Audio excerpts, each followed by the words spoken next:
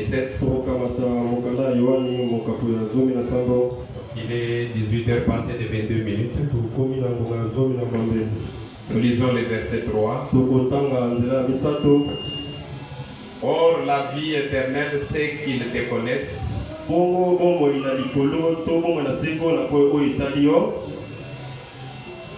Or la vie éternelle, c'est qu'ils te connaissent.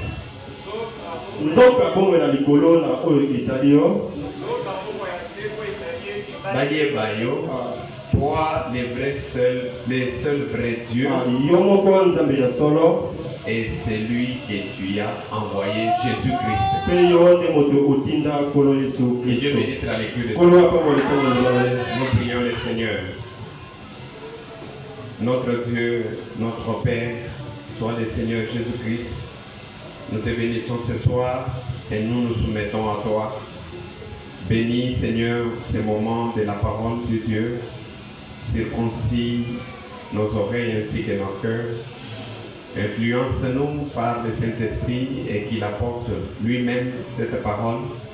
Révéler la parole parlée qui est la sémence originelle. Nous venons de chanter les cantiques afin de recevoir l'ancien évangile. L'ancien évangile, c'est l'évangile du Saint-Esprit. Père, déploie cet évangile qui avait été prêché par Pierre après Seigneur Jésus-Christ, Seigneur bien-aimé, la Pentecôte. C'est un évangile, quand il s'apporte, il ne peut pas donner, Seigneur, de la paix à celui qui entend. Père, déploie, laisse maintenant que nous puissions développer ensemble ce que tu vas pouvoir nous donner, ainsi que cela, oh Dieu bien-aimé, nous donne vraiment la possibilité de changer notre manière de faire les choses. Nous nous soumettons à toi. Révèle-nous les contextes de cette parole dans le précieux et merveilleux nom du Seigneur et Sauveur Jésus-Christ. Amen. Amen. Je vous crois tous bien portants au nom de Jésus. Après la pluie, c'est le beau temps. Comme nous prêchons avec l'interprète, je crois que nous allons quand même faire un effort de dire quelque chose. Parce qu'on avait souhaité aborder un autre sous-point.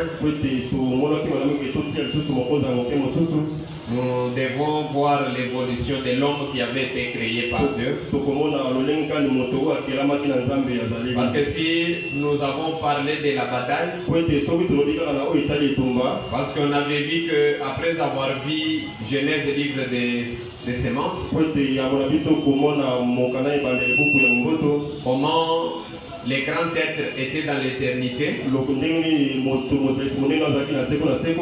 et de lui est sorti le logos, et du logos est sorti l'homme spirituel. Cet homme était sur la terre, dans cette forme spirituelle, parce que l'homme était à l'image de Dieu.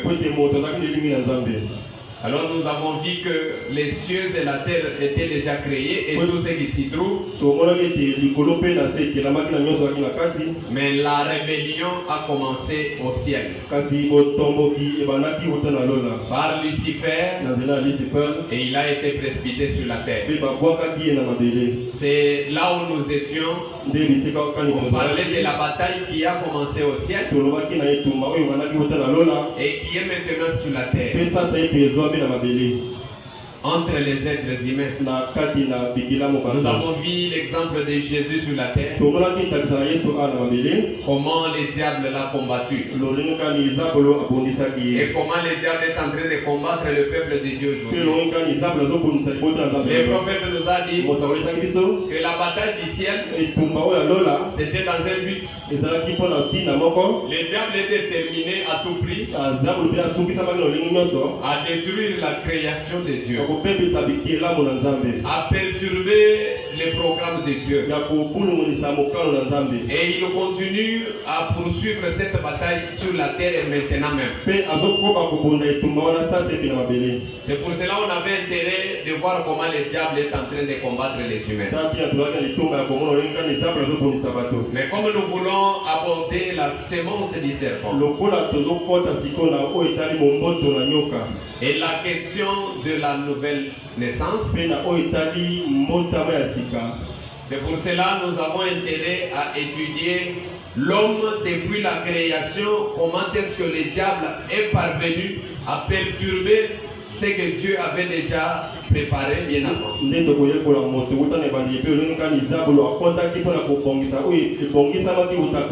Mais j'ai souhaité d'abord lire Jean chapitre 17. Parce que là on nous dit la vie éternelle, c'est qu'ils te connaissent toi le seul vrai Dieu. Donc la vie éternelle, c'est-à-dire que vous devez connaître d'abord le seul vrai Dieu. Donc la vie éternelle, vous devez d'abord connaître qui est Dieu. Et la Bible dit, et c'est lui qui l'a envoyé. Jésus-Christ. C'est lui que Dieu a envoyé. Connaître Dieu. Et c'est lui qui l'a envoyé, Jésus-Christ. C'est ça la vie éternelle. Mais avant de continuer la lecture avec Jean, je vais d'abord revenir sur les passages de la fois passée. Parce que nous avions vu que, étant des soldats chrétiens, on devrait quand même avoir certains instruments, certaines armes qui allaient nous servir de mener ces combats-là. Et nous avons vu que le premier instrument que nous avons vu, c'était l'approche. On avait pris l'exemple de cette femme Marthe. En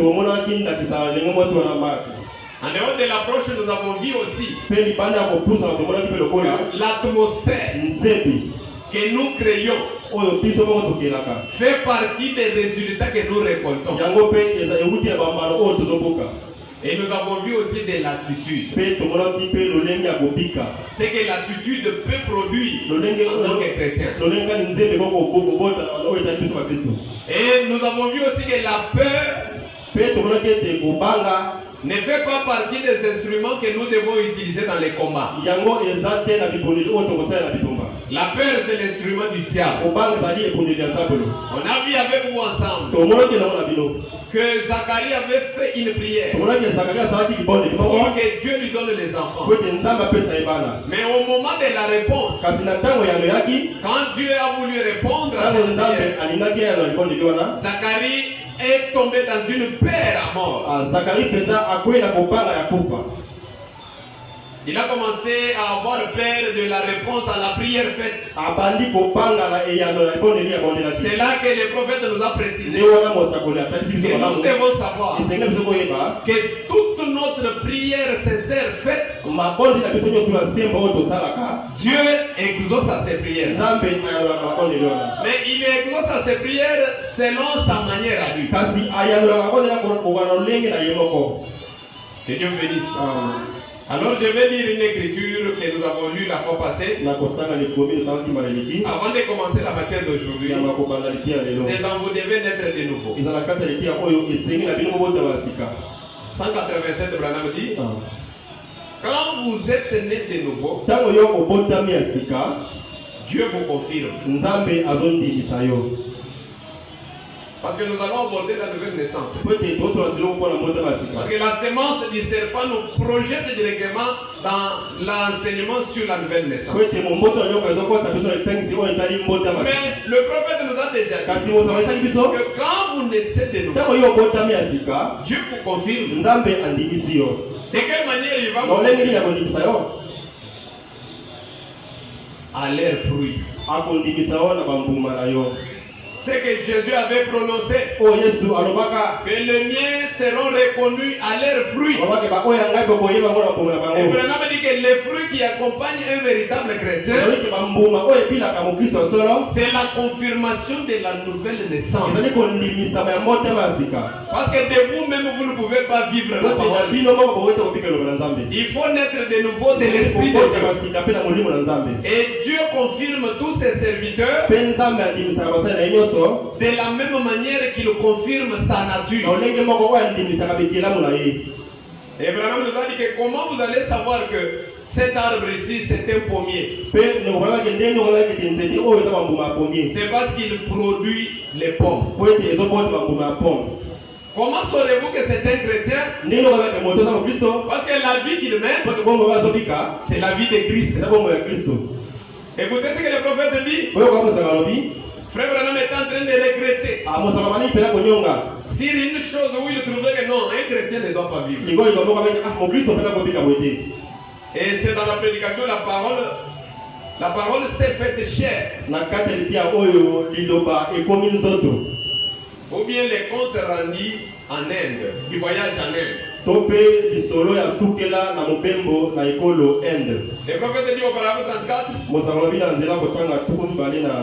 dit bon, je ne suis pas ici en tant que critique ou bien critiqueur. Écoutez le prophète. En route pour venir ici, s'il y a quelque chose dont je vais me débarrasser, oui, je voudrais que chacun de nous, à partir de cette écriture, qu'il voie quelle est cette chose-là qu'il doit se débarrasser avec. Parce que personne ici ne peut manquer quoi se débarrasser avec. Les sons là n'est pas propre. Oui, oui. Il y a trop de bruit. Que Dieu bénisse. Amen. Nous avons besoin que quand nous parlons, que les gens écoutent. Parce que c'est la causerie. Le prophète dit, quand je venais ici, il y a quelque chose dont je vais me débarrasser. Les prophètes.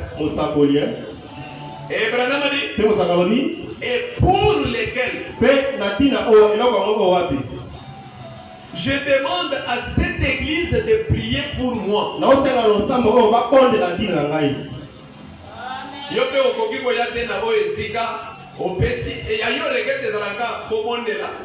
Pona mama kulutu azobele. Bobondela pona mama le azobele. Mais obela na yo wana zomona ngote. Koyina ozalaka na ngono yebite kokoki koyana lokasa olobi ngai frère Etienne nazo senga na église mobimba babondela pona nga Zambe alongola koyina oyo ezali kati na nga. Non, là vous n'avez pas la possibilité de donner une requête pareille. Vous conservez les antivaleurs comme on conserve quelque chose de grand prix. La honte que vous avez, un chrétien ne doit pas avoir honte s'il faut confesser sa foi. Si cela était la question, voyez le prophète. Il dit quand je venais en vous, c'est-à-dire qu'il est en train de méditer. Il dit il y a quelque chose pour lequel je vais être débarrassé. Et pour lequel je demande à cette église de prier pour moi. Quelle est cette chose-là? Branham a dit c'est d'arrêter de critiquer.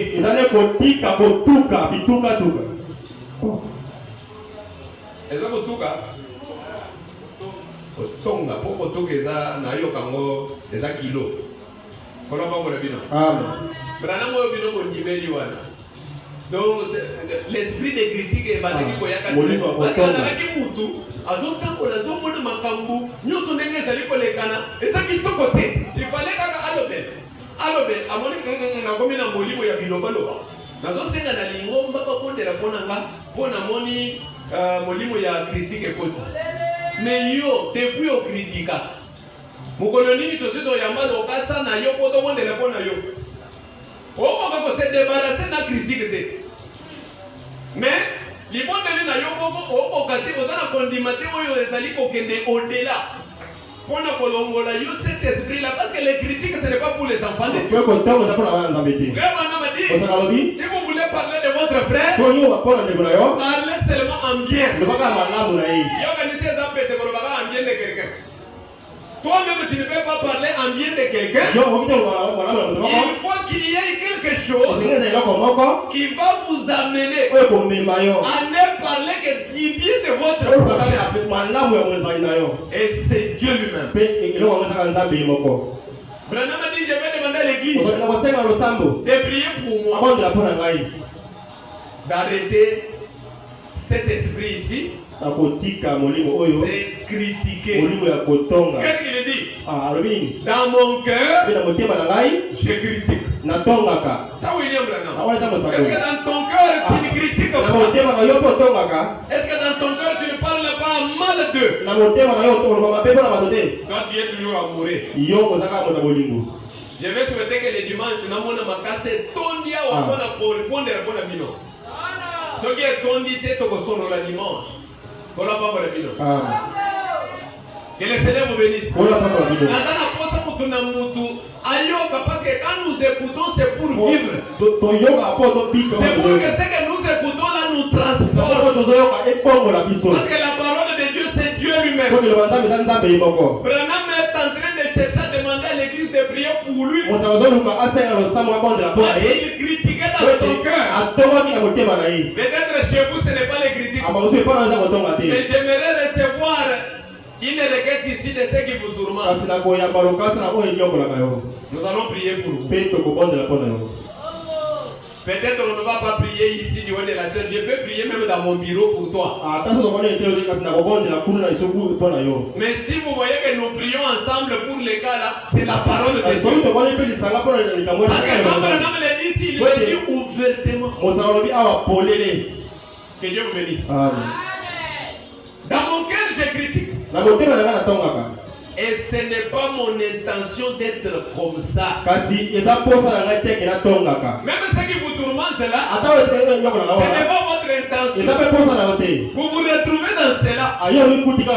Mais cherchez à vous débarrasser de ça. Quand vous prenez la décision de vous débarrasser, le Seigneur va vous aider.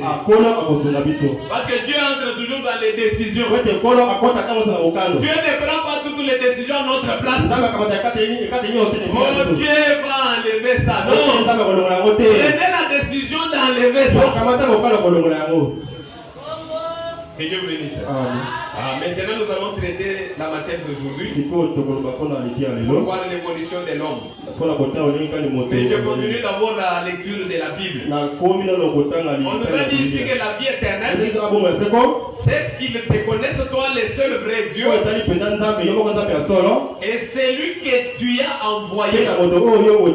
C'est ça la vie éternelle. La suite, Jean dit ceci. C'est Jésus, c'est le témoignage de Jésus. Je t'ai glorifié sur la terre. Quand Jésus était sur la terre, Jean donne le témoignage. J'ai achevé l'œuvre que tu m'as donné à faire. L'œuvre que Dieu le Père avait donnée à Jésus. Jésus a achevé cette œuvre. C'est quelle œuvre? C'était le rachat. Que Dieu vous bénisse. Et écoutez la suite. Jean 17,5. Et maintenant toi. C'est Jésus qui est en train de parler. Toi Père, glorifie-moi auprès de toi-même. J'aimerais que tu sois là. Parce que tout ce qui d'abord kolobela, l'olenge kani Zambe le Père Tata, azalaki seko na seko, il était tout.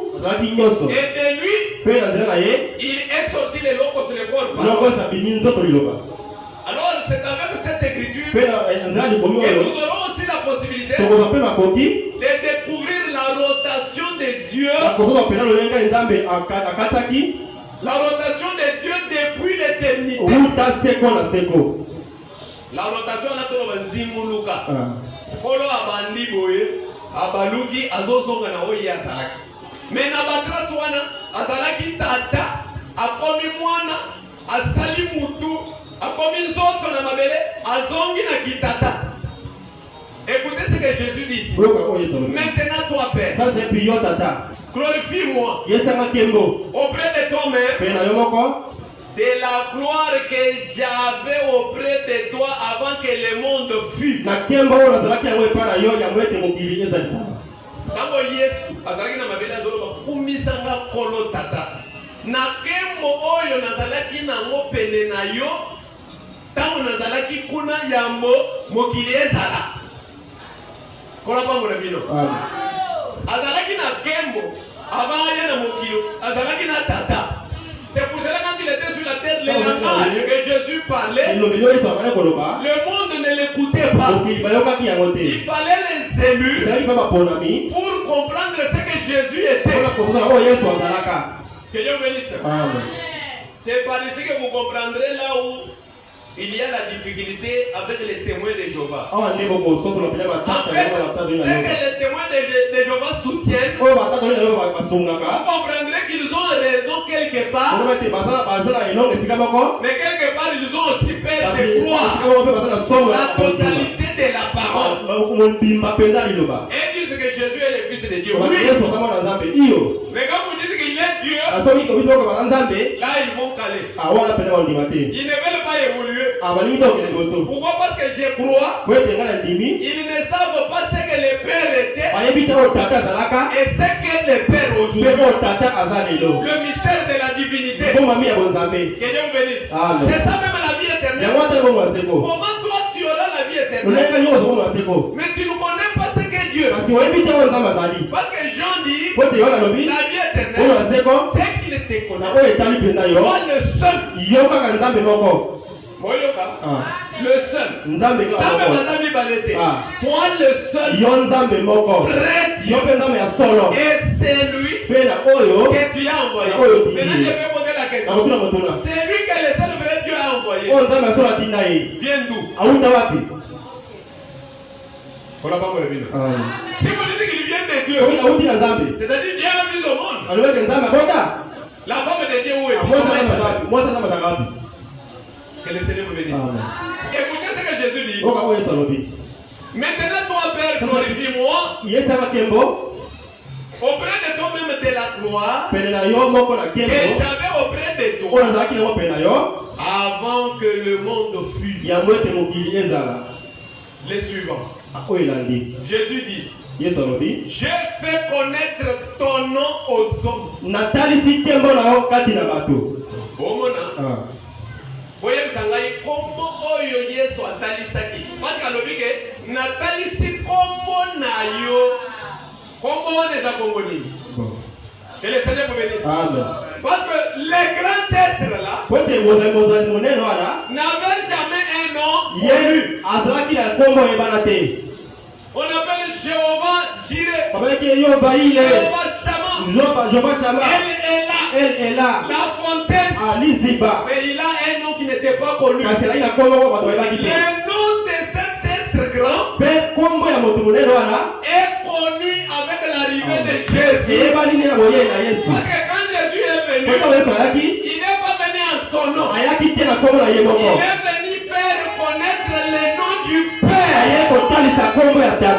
c'est le seul nom humain de Dieu lequel nous utilisons dans notre adoration. Et ce nom-là, c'est le Seigneur Jésus-Christ. C'est ça le nom de Dieu. Si vous voulez invoquer Jésus, vous voulez invoquer Dieu, vous voulez prier, si vous vous avancez dans la prière avec le nom de Orman Neville, avant de terminer la phrase, Dieu vous chasse des affaires. Si vous voulez prier en utilisant le nom de Branham, avant de terminer, Dieu vous chasse des affaires. Et quand vous voulez prier, priez au nom de Jésus.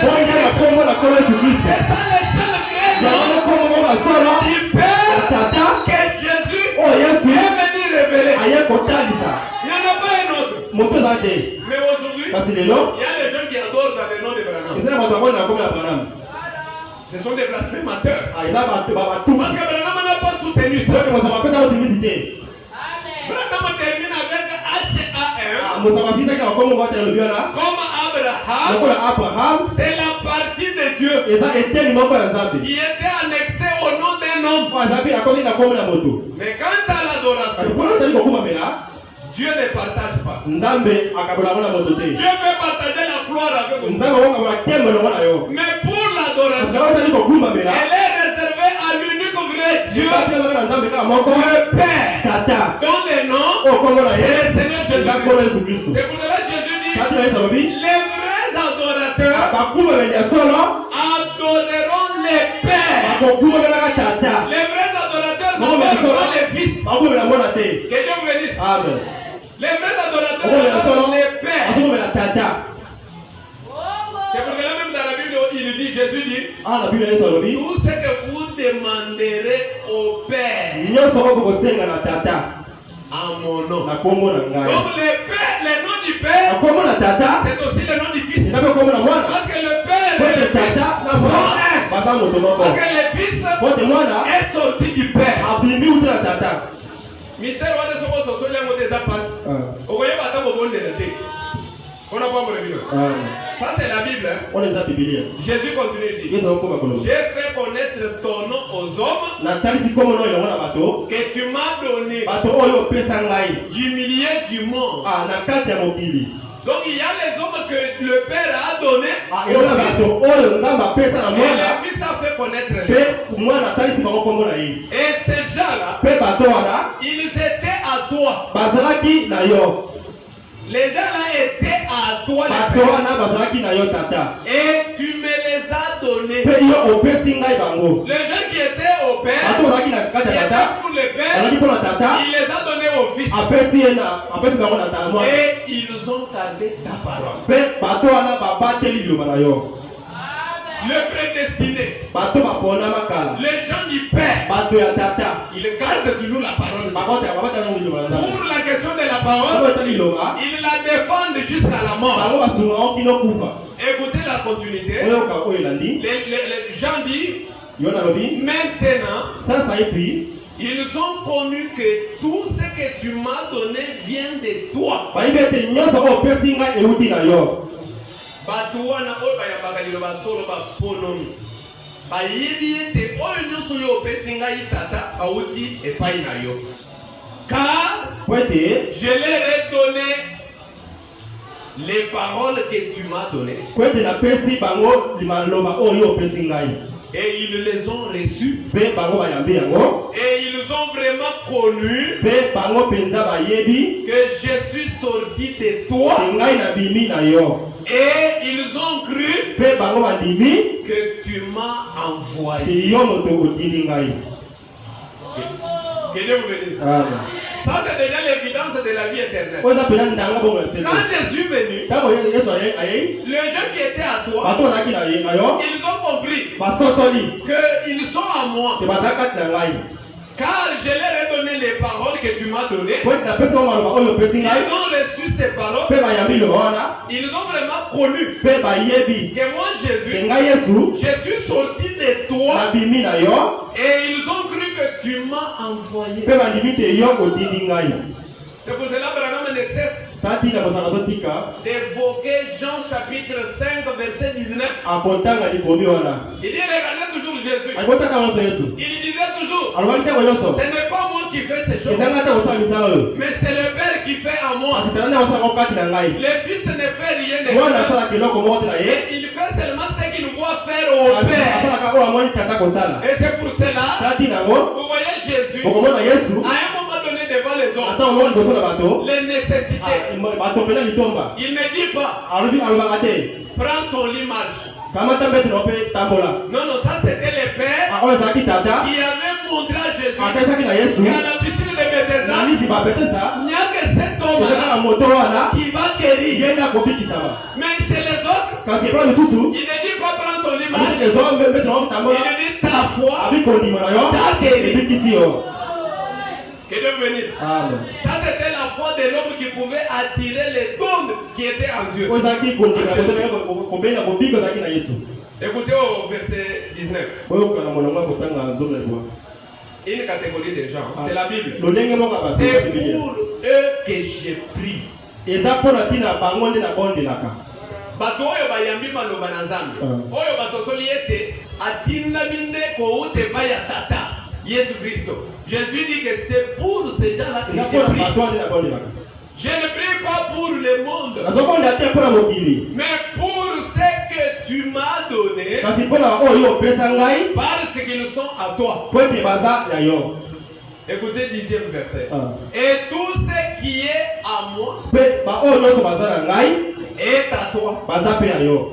Et ce qui est à toi Pe ba oyo baza ya yo, est à moi. baza pe ya ngai. Là, c'est le mystère de la fusion. Ah, on a pe oza pena libombami ya. Que Dieu vous bénisse. Amen. Ce que vous allez à moi, vous allez à tata. Ah. Ce que vous allez à tata, vous allez à moi. C'est là où les témoins de Jéhovah Iko clochent. pi ba oyo bakangami. Si vous dites aux témoins de Jéhovah Ko disi bango, que ce qui est à Jésus est au Père, o baza ya Yesu baza pe ya et tata. ceux qui sont pour le Père, Pe o baza ya tata baza pe ya là Yesu. ils ne vont pas croire. Bango ba ngoni ba ora te. Parce qu'ils sont toujours des séparatistes Po ete baza ka bato bakabolaka. jusqu'à la fin. Kino na suka. Alors qu'il y a le seul vrai Dieu. Ah, wana ko nzambe moko ya solo azali. Que le Seigneur vous bénisse. Amen. Et tout ce qui est à moi est à toi. Pe ba oyo baza ya ngai baza ya yo. Et ce qui est à toi Pe ba oyo baza ya yo, est à moi. baza pe ya ngai. Et je suis glorifié en eux. Pe na yesami tembo na wuta na bango. Dis-moi la bien. Et Pe na yesami tembo wuta na bango. je ne suis plus dans les mondes. Naza lisusu te kati na mokili. Voilà. Et ils sont dans les mondes. Pe bango baza na mokili. Les peuples de Dieu Ah, libota na qui nzambe. avaient reçu la vraie parole, le message de leur temps. Sango na tango na bango. Jésus dit, je ne suis plus dans les mondes, Naza na mokili te.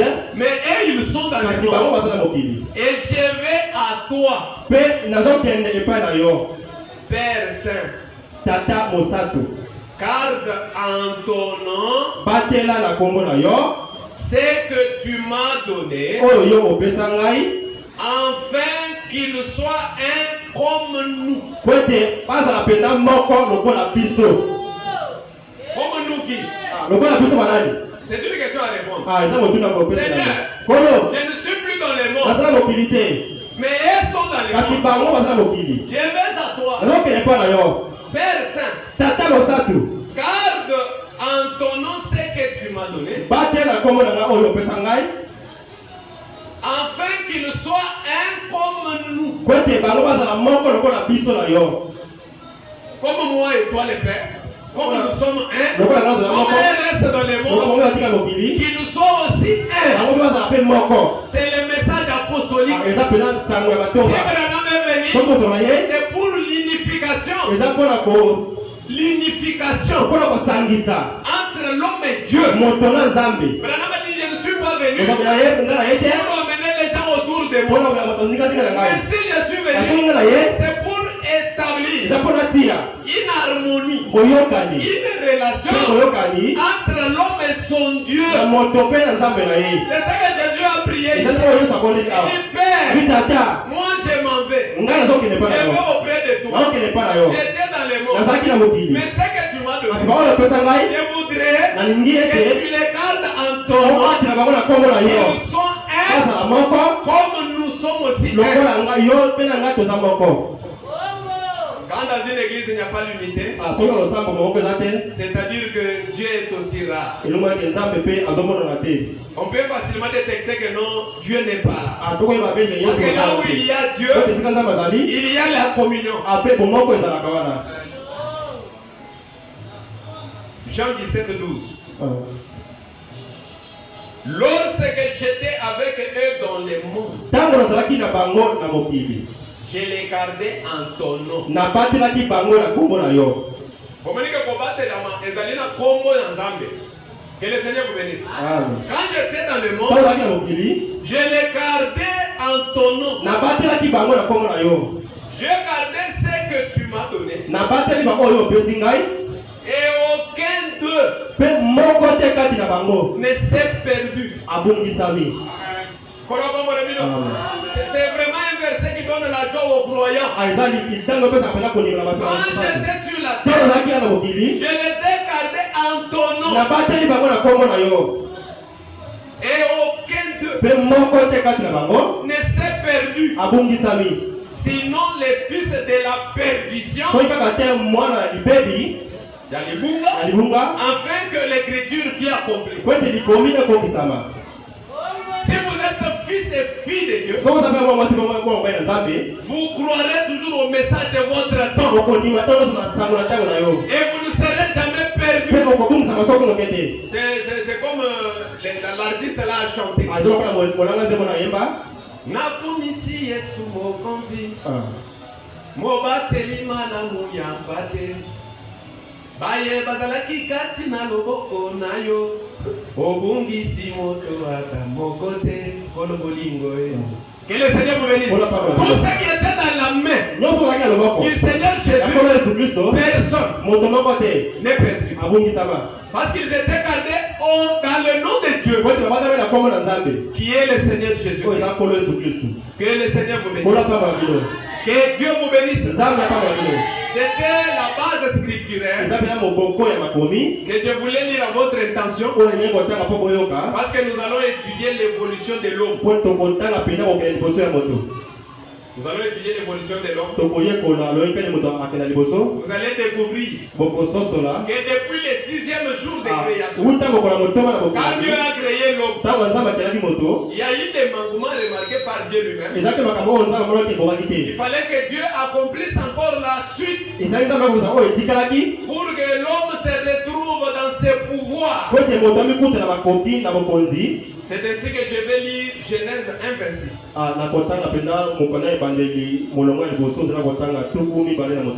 Puis Dieu dit, faisons l'homme à notre image, selon notre ressemblance, et qu'il domine sur les poissons de la mer,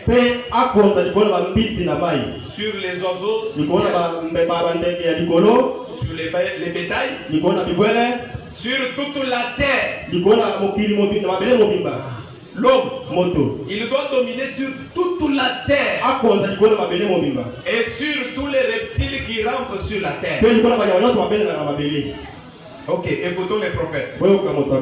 Ça c'était Genèse 1, verset 6. C'est là où même l'homme a été créé.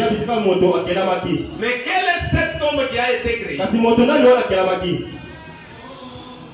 La divinité de Jésus-Christ. C'est la tradition Shekinah, paragraphe 46. Les prophètes nous disent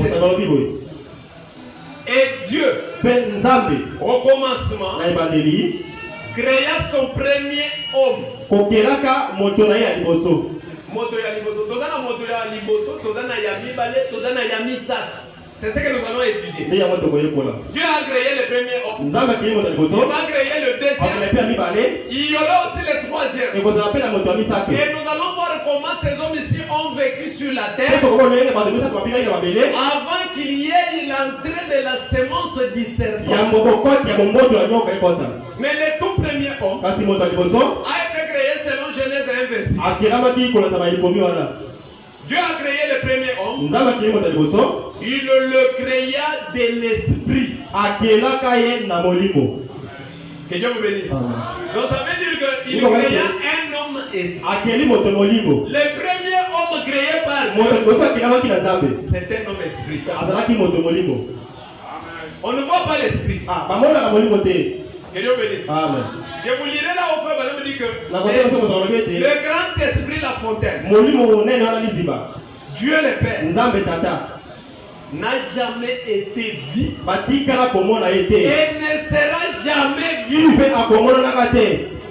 Que Dieu bénisse. Parce que peut-être non, cet esprit-là n'a jamais et ne sera jamais. Mais pour la toute première fois qu'il s'est laissé voir, c'est quand il a pris la forme. Depuis le commencement, comme il était tout, il s'est formé lui-même les corps. Les corps parole. Les halos. Ou bien les logos. Branham dit que c'est la première forme visible de Dieu. Que Dieu bénisse. Le prophète dit Dieu a créé l'homme de l'esprit. Et l'esprit est la partie invisible de l'homme. Je donne raison à Branham. Il nous a toujours dit que le véritable véritable vous. Yo penza solo solo. Totikala komona ye. Totika komona ote. Que Dieu me bénisse. Le véritable vous là, c'est cet homme qui avait été créé selon Genèse 1:26. Créant l'homme à notre image. Un homme esprit. Et l'esprit, c'est la partie invisible de l'homme. Si vous êtes conduit par la chair, vos œuvres seront les œuvres de la chair. Si vous êtes conduit selon l'esprit, vous aurez les œuvres de Dieu. Parce que Dieu est esprit. Que Dieu bénisse. Vraiment, on dit l'esprit est la partie invisible de l'homme. Celle que vous ne voyez pas. Maintenant, Dieu créa l'homme à sa propre image. Mais sœur, l'image de Dieu, c'est quelle image?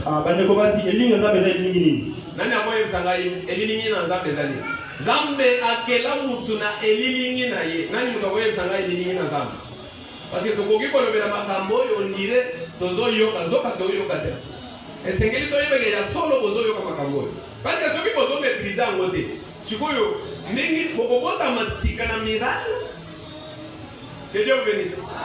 Parce que si c'était seulement pour le robot masika, au bâtiment na molimo tout, on allait rester à la maison. D'autant la table au gire, c'est parce que tout c'est Dieu. Et si Dieu nous a envoyé la parole, c'est pour que nous soyons nourris de cette parole. Et cette parole nous révolutionne. Dès que moi, si moi voyais le sangaï, l'homme qui a été créé,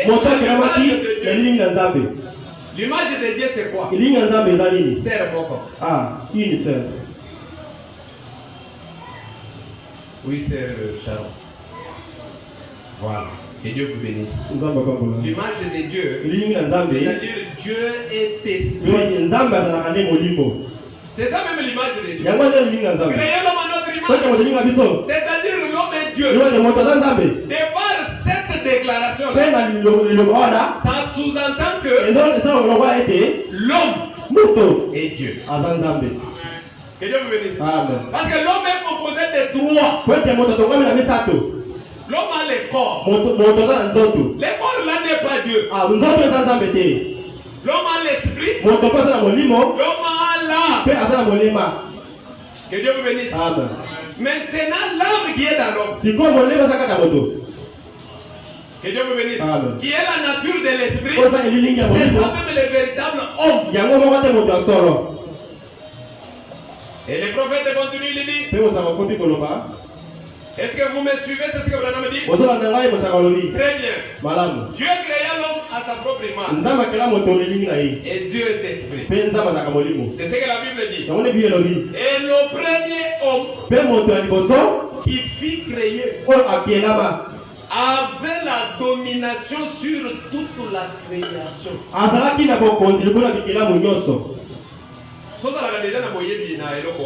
Ça va nous aider tant que vous comprenez.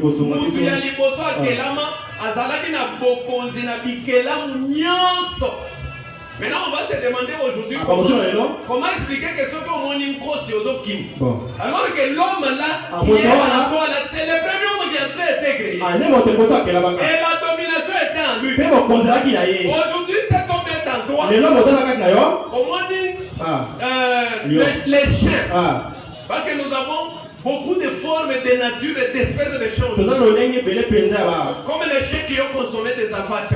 Aujourd'hui, si vous croisez à la sortie ici, si vous voyez un chien avec cette grande tête là, et vous risquez de commencer à crier au nom de Jésus au temps de comment expliquer que le même homme qui avait la domination aujourd'hui a peur de la nature?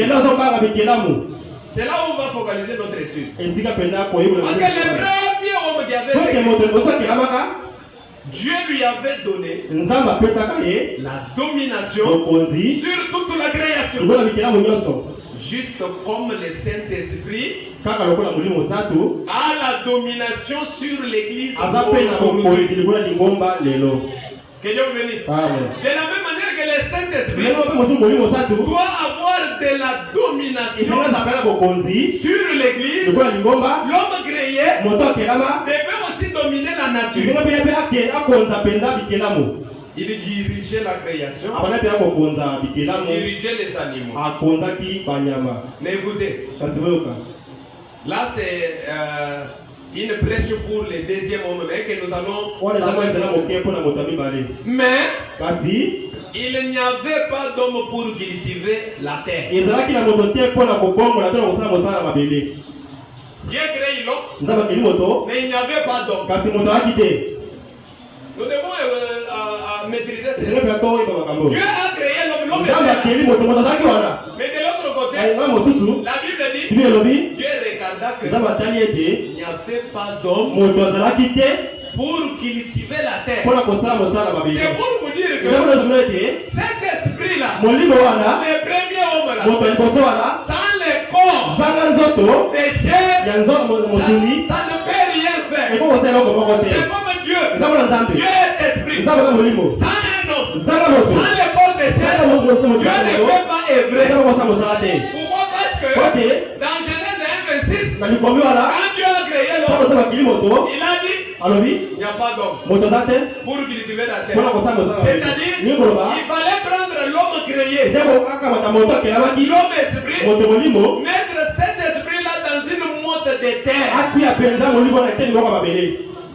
C'est ça le deuxième homme. Nous allons revenir sur ça. Aussi Dieu forma-t-il l'homme de la poussière de la terre. Là c'est le deuxième homme. Dieu a créé l'homme esprit. Il est le premier homme. Le deuxième, il a formé la terre. C'est le deuxième homme. Maintenant il a pris le premier homme. Il l'a mis dans la motte de terre. Frère Branham dit, et cet homme ici, Motoni, Mutumabele, Zotoyo Zana, Oza Mutumabele. Et cet homme ici, il est possible qu'il lui ait donné des mains comme celles d'un singe.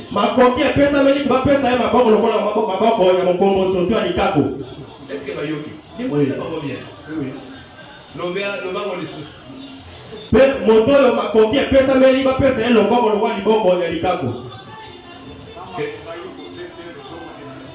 Voilà. Cet homme ici, le deuxième homme, c'est-à-dire l'homme poussière, Dieu, il est possible que Dieu lui ait donné des mains comme celle d'un singe, qu'il lui ait donné des pieds comme ceux d'un ours. Quel que soit ce qu'il fit, il rassembla simplement cela et forma un homme, le deuxième homme. Mais cet homme, dans cet homme ici, il a placé cet esprit immortel. Amen.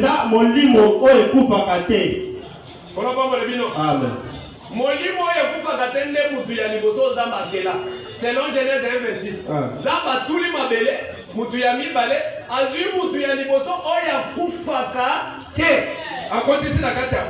C'est-à-dire que tu es là, il y a un homme immortel en toi. C'est ton âme. Et le prophète dit, l'âme de l'homme, cet homme immortel, a la valeur de 10 000 morts. On prend les États-Unis, on prend tous les continents, fois 1, fois 2, fois 1000, 10 000. La valeur de l'homme immortel qui est à toi. Est-ce que l'homme est conscient de cela? Que Dieu vous bénisse. Est-ce que l'homme est conscient de la valeur de l'immortalité qui est en lui? Et cet homme ici, Dieu a placé cet esprit immortel qui ne meurt jamais. C'est pour cela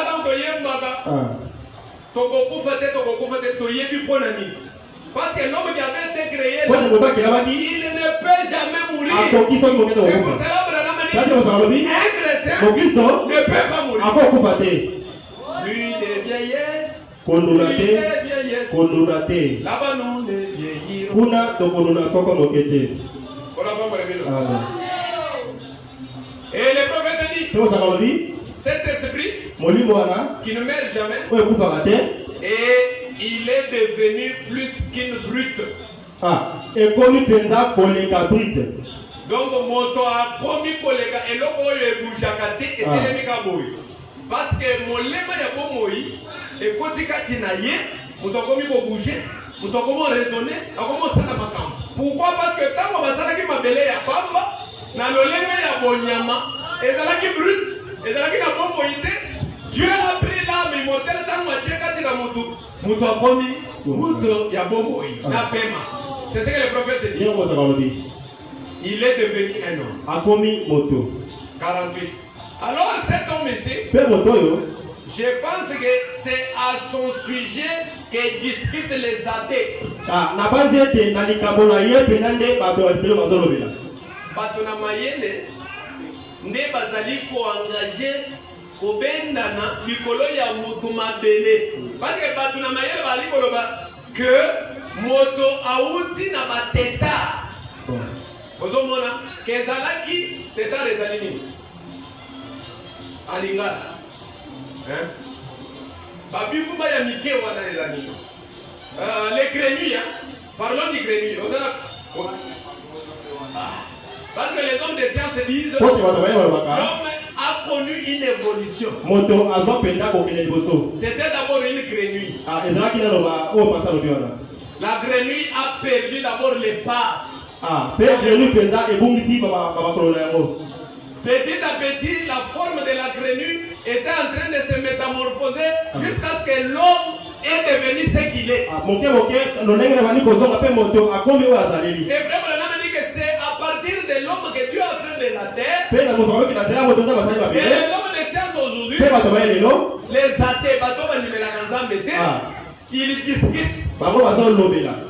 Mais l'heure est venue où Dieu répand sa lumière pour que nous, ses enfants, nous sachions ce que l'homme était et ce que l'homme est devenu. Vraiment, on dit, voici l'heure où Dieu est en train d'accomplir des choses. C'est juste. Ainsi maintenant, quand les hommes de science discutent, eh bien, ils disent, ses pieds ressemblent à ceux de l'ours. Mais ils ont raison. Et ses mains ressemblent à celles d'un grand singe. Ils ont raison. Ou quelque chose de comme ça. Ils essayent de dire quelques titres. Et ils essaient de dire qu'il tire son origine de là. C'est à partir des singes. Et le singe a connu une évolution. Et l'homme est devenu ce qu'il est. Branham dit, cela n'a rien à faire avec ça. Ceci est le corps dans lequel l'homme vit. Vous pouvez discuter de ça, même si vous n'arrivez pas. Mais nous savons. C'est quoi Russie? C'est comme une maison dans laquelle l'homme créé vit. Que Dieu bénisse. C'est comme dans une maison. Ça va retourner à la poussière de terre. Les corps que vous avez là, ça va retourner à la poussière. Parce que c'est de là que cela a été tiré. Mais l'homme qui est dedans sera éternel. Parce que depuis qu'il a été créé, il est éternel. Mais l'esprit est immortel. Et l'esprit qui est dans l'homme vient de Dieu. C'est cela l'image de Dieu. Dieu qui est esprit. Écoutez dans la prédication. Cette prédication est tellement kilométrique, je ne sais pas si vous allez interpréter. Je vais y aller mollo. Frère Branham a intitulé une prédication La cruauté du péché. et la peine que cela a coûté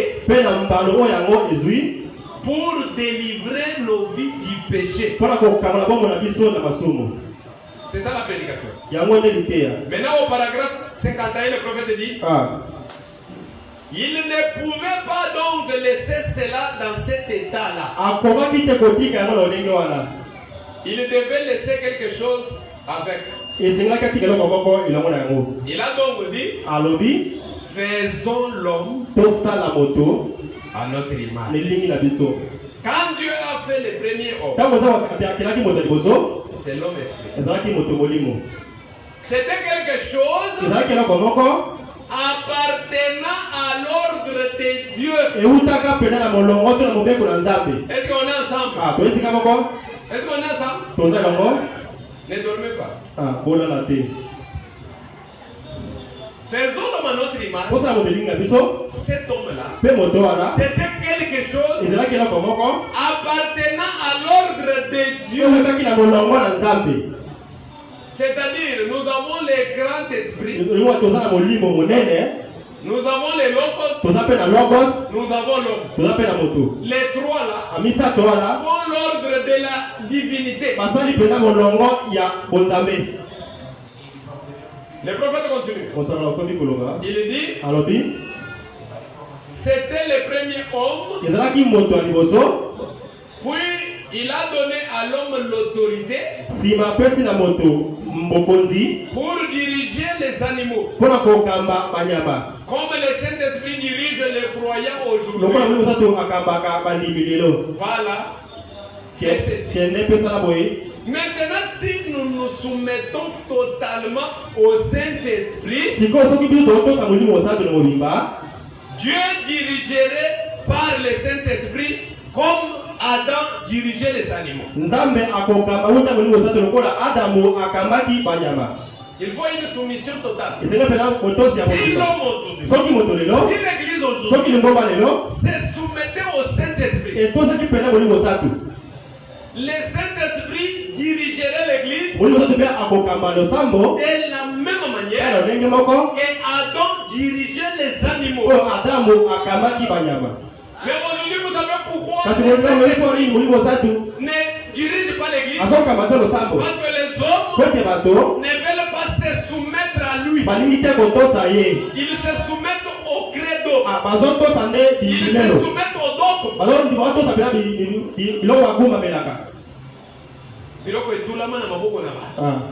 Que Dieu bénisse. Mais le prophète dit, dans question et réponse sur la Genèse, nous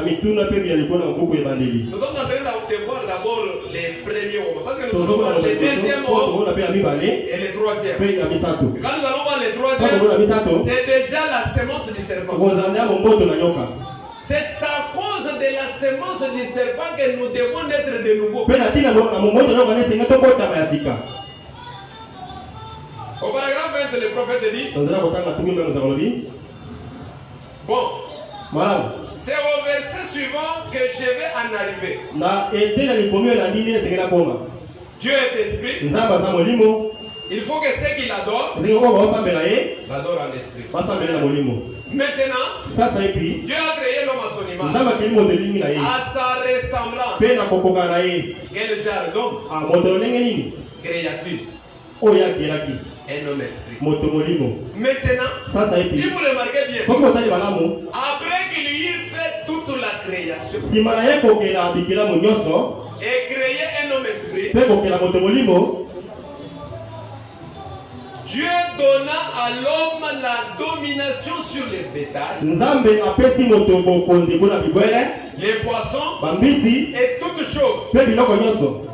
Mais quand il le créa, là, il fit l'homme à son image pour diriger les bétails. Exactement comme le Saint-Esprit dirige les croyants. C'est-à-dire Adam, les premiers hommes parmi les créations inférieures de Dieu,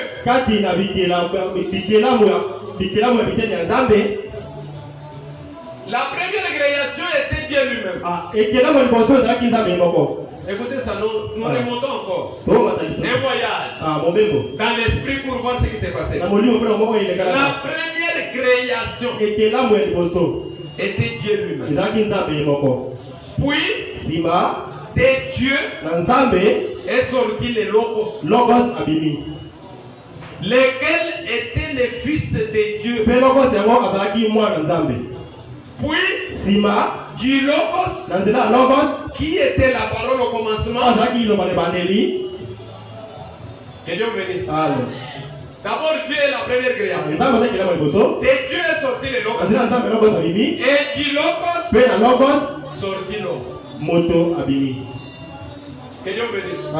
Vous voyez comment Dieu est en train de descendre. Nous avons un Dieu descendant. Que Dieu bénisse. Il est d'abord le grand esprit. De lui est sorti le Logos. Et du Logos est sorti l'homme. C'est pour cela l'homme, l'esprit qui est en toi, est dans l'ordre de Dieu. D'après ce que les prophètes disent. C'est-à-dire Dieu, l'homme est divin. Ceux qui n'ont pas vu ma camoyo, de temps où on a le Saint-Esprit, pour que vous ayez le logo, nous le disons à dessein. Ce qu'on y évite de makambo ezalaka. Nandenge komi. C'est comme si nous préparons le terrain pour quiconque viendra. Quand il va faire des déclarations, que vous soyez une église, ayant la colonne vertébrale, et mettre chaque chose à sa place pour éviter des confusions. Branham dit, question et réponse sur la Genèse 26. Maintenant, personne n'a jamais vu le Père. Personne ne peut voir Dieu sous une forme corporelle. Et puis, c'est une confusion. Dieu dans la chair humaine, Dieu dans la chair. Les écoutez ce que les prophètes disent. Le Père n'a jamais été vu. Personne ne peut voir Dieu sous la forme corporelle. Parce que Dieu n'est pas sous une forme corporelle.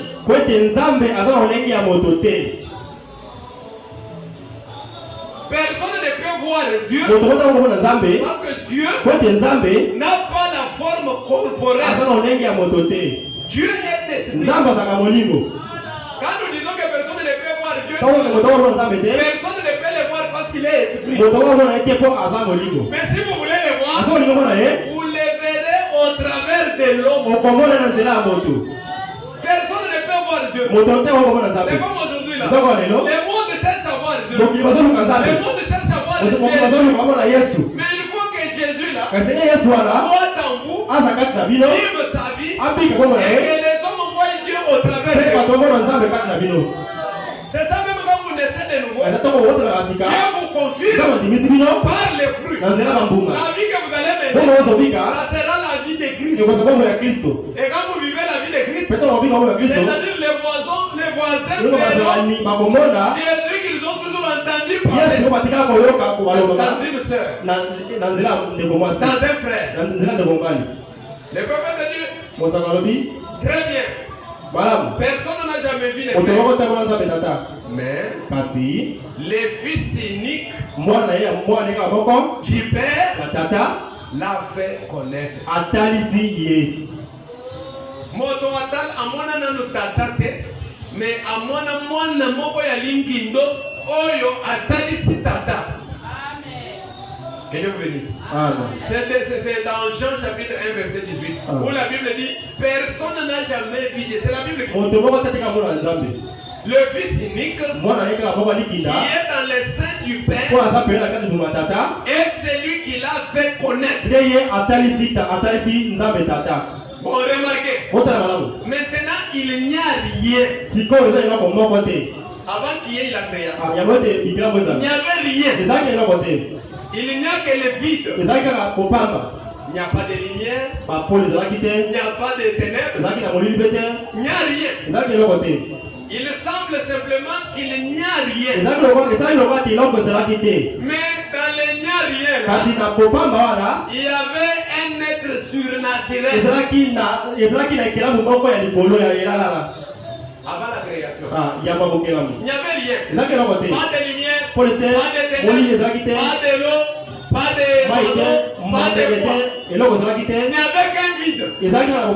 Mais Branham dit, dans ce vide-là, il y avait un grand être surnaturel. Jéhovah Dieu qui remplissait tout l'espace en tout lieu, en tout temps. Il existait d'éternité en éternité. Il est le commencement de la création. C'est ça Dieu.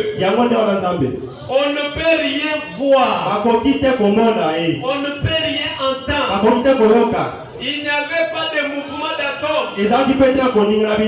Rien, il n'y a pas d'air.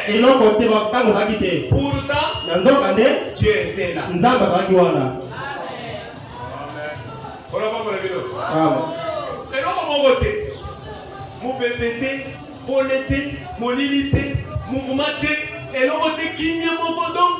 Et pourtant, Zambé avant qu'il y ait la création, c'était Dieu. Suivons maintenant attentivement pendant quelques minutes. Personne n'a jamais vu cela. Ça, c'est le Père. C'est Dieu. Personne n'a vu Dieu.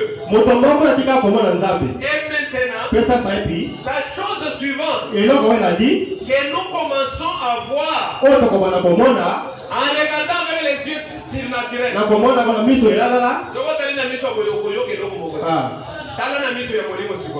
Quand il n'y avait rien, c'était Dieu. Personne n'a vu Dieu. Mais la première chose que nous commençons à voir, c'est une petite lumière blanche qui s'est formée là-bas. Qu'est-ce? Les lecteurs de la Bible appellent cela les logos. Quand il n'y avait rien là, la première chose que l'on peut voir, c'était une lumière blanche.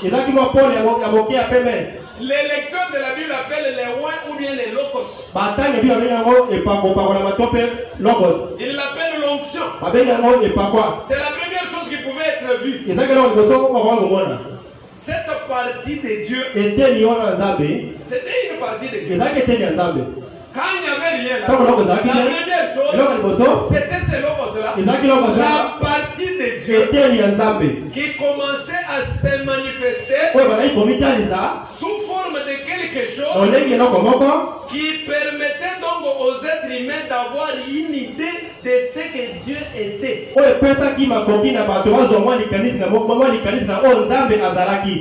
C'était une faible lumière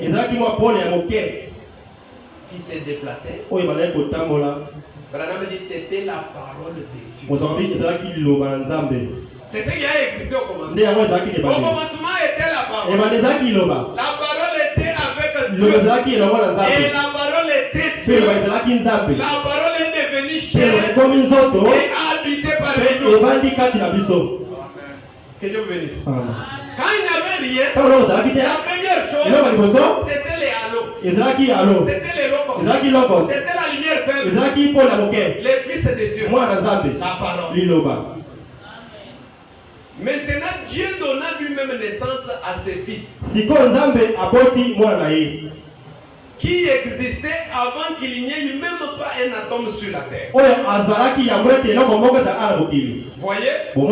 Jésus a dit quand il était sur la terre, c'est là où vous allez vous rappeler. Quand Jésus s'est retrouvé de l'être sur la terre, il dit Père, glorifie-moi de la gloire que nous avions avant la fondation du monde. C'est-à-dire Jésus voulait montrer aux gens qu'avant qu'il y ait tout ce que vous voyez, voyais, j'avais la gloire là-bas. Il était la lumière. La parole qui s'était passée. C'est dans Jean 17,5. Si vous voulez lire ça. Même les noms de Dieu, comme on venait de le dire, n'avaient jamais été connus. Si vous regardez Moïse, avant que Jésus ne vienne, quand il a fui l'Égypte, il s'est retrouvé chez Jéthro, chez les Madianites. Dieu lui est apparu. C'était des herbes qui étaient en feu et qui nous sont consumées. La voix est sortie de Moïse. Là où tu te tiens, c'est un lieu saint. Autre c'était soulier. Moi je t'envoie. C'est le moment que tu puisses aller pour délivrer mon peuple. J'ai écouté les cris de mon peuple. Moïse a douté. Moïse a dit, moi ici, il y a un problème de langage. D'ailleurs, quand je serai devant ce peuple-là, c'est un peuple, quand vous ne manifestez pas les dieux des pères, ils ne peuvent pas vous croire. Maintenant, quand j'irai, je leur dirai que qui m'a envoyé. Que Dieu bénisse. Je vais leur dire que qui m'a envoyé. Dieu lui dit, allez leur dire que le Dieu d'Abraham, le Dieu d'Isaac et le Dieu de Jacob m'a envoyé. Je vais aller seulement que le Dieu d'Abraham. Mais quel est ton nom? Écoutez le nom que Dieu avait donné. Parce que ce n'était pas encore le moment de révéler le nom du Père. Dieu a dit, allez leur dire que le Jésus m'a envoyé. Est-ce que le nom de Dieu c'est le Jésus? Que le Seigneur vous bénisse. Mais quand Jésus est venu, il a révélé le nom du Père. Selon Jean 17, 26. Je leur ai fait connaître ton nom. Et je ne leur ferai connaître. Je leur ai fait connaître ton nom. Et je ne leur ferai connaître.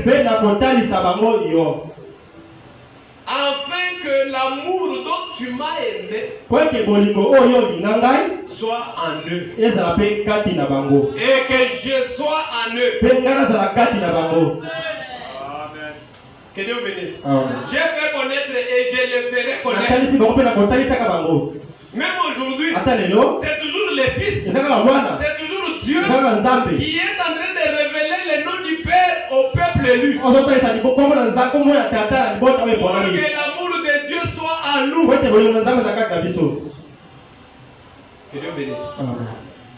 Je m'en vais à la fin. Attention à l'air. Là, je vais lire même une écriture. Et nous allons rentrer à la maison. Et je crois que le dimanche, j'ai fait beaucoup de répétitions sur Dieu a créé l'image et tout ça. Vous connaissez déjà l'image de Dieu. Vous connaissez déjà les premiers hommes que Dieu a créés. Et vous savez que Dieu lui avait donné l'autorité sur la terre. Comme ça, je lirai des choses que nous n'avons pas encore parlé. Et nous allons passer à l'essentiel du dimanche. Ici, le prophète dit, dans la prédication, la parole parlée est la sémence originelle. Je ne fais pas la répétition inutile. Il y a des choses sur lesquelles j'ai fait mention parce que je sais que ça va donner des colonnes sur ce que je parlerai après ça. Branham dit ceci. Alors, paragraphe 79. Alors que Dieu avait donné une commission. On est singeli peut noter. Quand Dieu a créé l'homme, les premiers hommes, à l'image de Dieu, Dieu lui a donné une commission. Et nous verrons cette commission-là. Pe to Parce komona que c'est tina au wana. travers de la commission Kwa nzela etinda, que le diable a profité. nzambe nde azwaki nzela. Or, cette commission a été donnée à l'homme spirituel Donc, et comme Dieu. Etinda oyo epesaki na moto molimo, moto nzambe. Quand Dieu avait donné une commission, Tango nzambe apesaki etinda, c'était une commission qui ne peut pas périr. eza etinda oyo bali kobungisama te. Ekokaki kokufa te. La commission que Dieu avait donnée à l'homme créé à son image, c'était une commission immortelle. Ezalaki etinda oyo ekufaka te. C'est ce que Branham a dit. Ndengo mosaka lobi. Nous allons décortiquer sur cette commission, vous verrez les découvertes avec la parole. Tokolobela liko etinda pe Et Branham bakolo. a dit, Mosaka lobi. la parole de Dieu est éternelle. Liloba na nzambe eza seko. Elle ne peut pas faillir. Liloba na nzambe ngo okakeba te. Quand Dieu, Kote nzambe, quand il a dit, kote aloba, quand il a dit, tango aloba, écoutez la commission. oyoka etinda. Quand il a dit, Tango aloba, multipliez okuluka, et remplissez la pe terre, kotondisa mabele.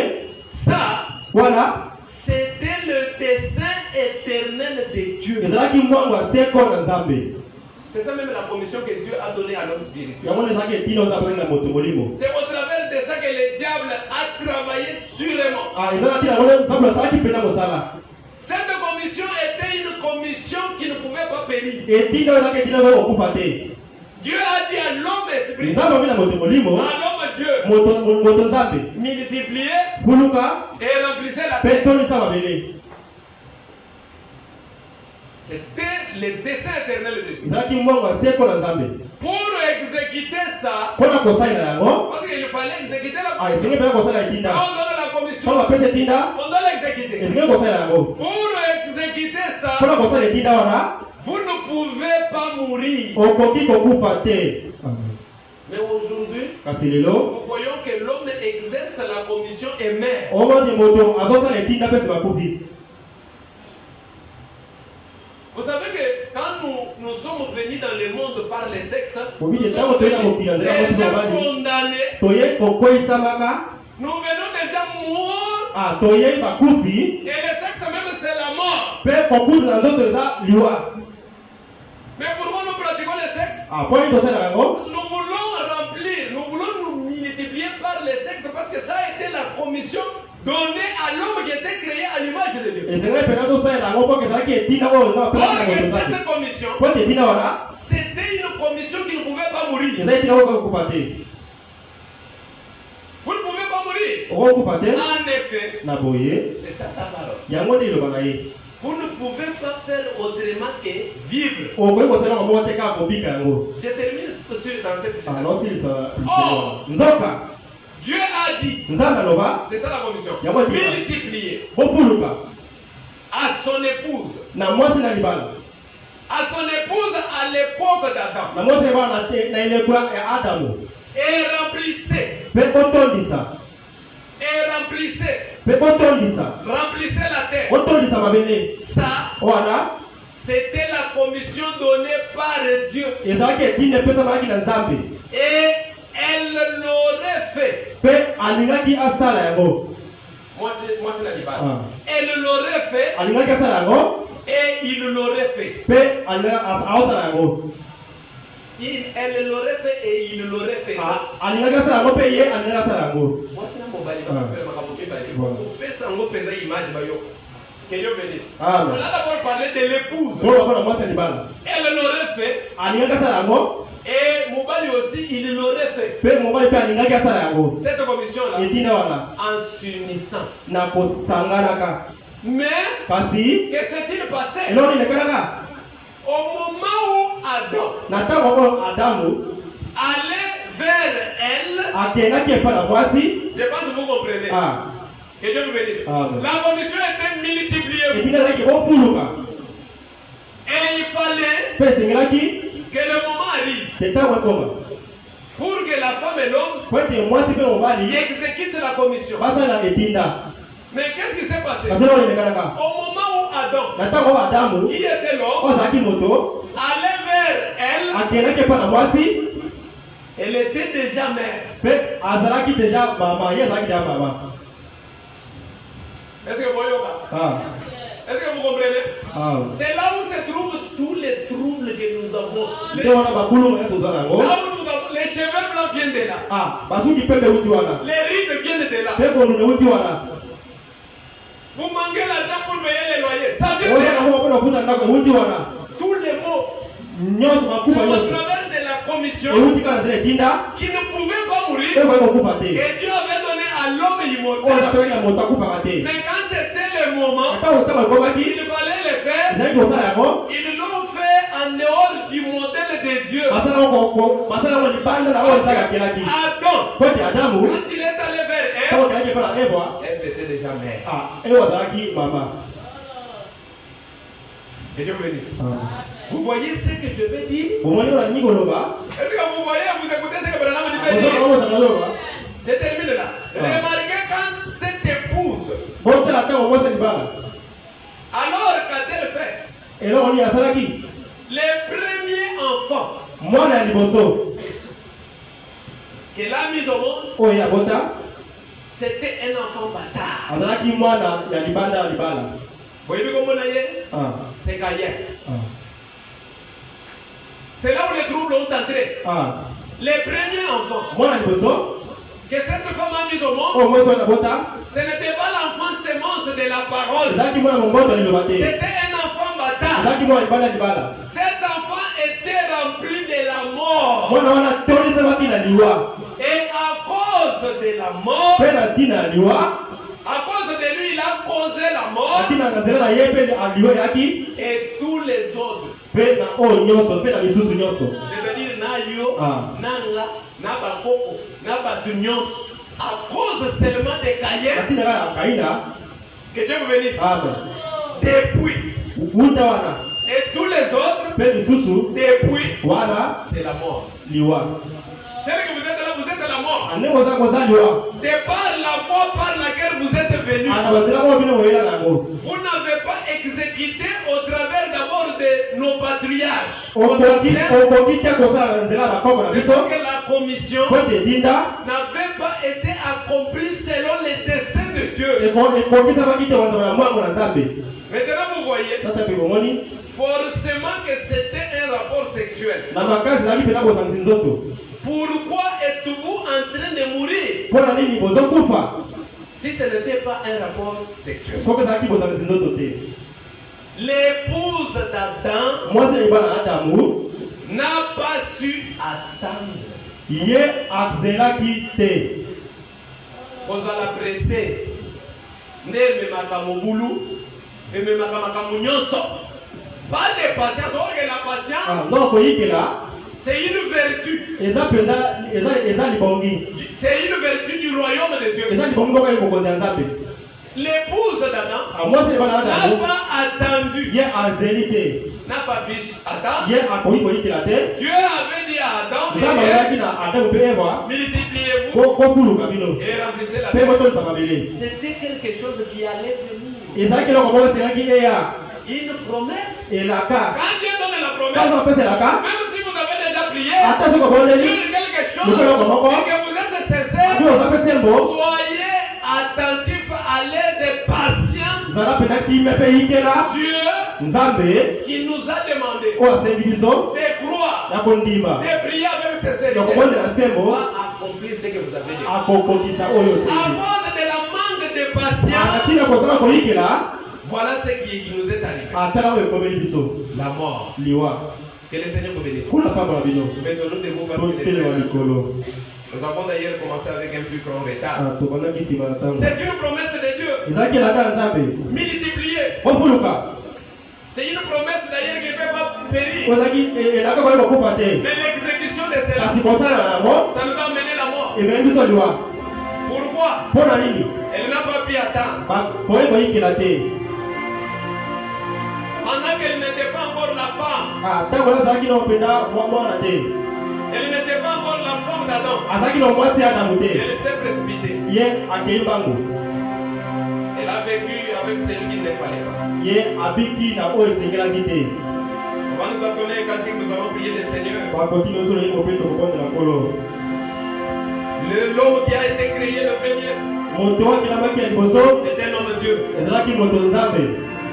Celui qui est en vous, Oza kati na bino c'est un immortel. azali oyo akufaka te. Il doit prédominer. Esenge mpenza azwa bokonzi. Il faut que l'intérieur Esenge mpe oyo akati puisse dominer l'extérieur. ekonza oyo eza libanda.